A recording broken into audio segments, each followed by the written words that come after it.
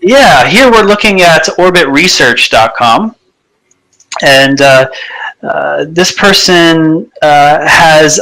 I'm just going to talk about the website. I'm not going to talk directly to the person, but I'll just say that the menu is in the center.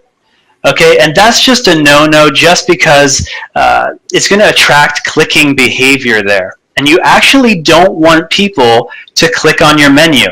That seems kind of counterintuitive, but you actually want people to click on a button that says contact me or get a free consultation. You want them to take the next step. Sometimes the primary call to action is to buy a product. But most of the time when we're dealing with most small business owners, it's usually to contact the person to take the next step. Sometimes it's a consultation, sometimes it's a demo, sometimes it's just a call me kind of thing. But anyway, so that's the one thing that I would say should be changed about this website. So then it says disruptive innovation, limitless possibilities, but I still don't know what they do and what they offer. So that's what I would say should be the main text, really big text, where they can see what Orbit Research does and what are the specific offerings and maybe what makes them different from the other people who are doing the exact same thing. So 2 sentences, a title and a subtitle. And then as they scroll down, they see, click here to purchase the Orbit Reader 20 Braille display. Okay, so that is the primary call to action. They really want people to buy this product. But here's the big problem, is that it's text. So the call to action right now, it's text.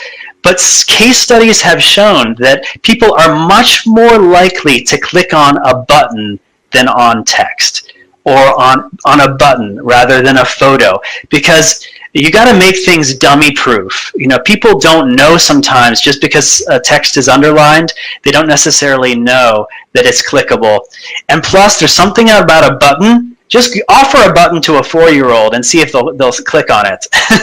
That's how much human brains are actually, you know, designed to do that. So make sure you're using buttons, call to action buttons.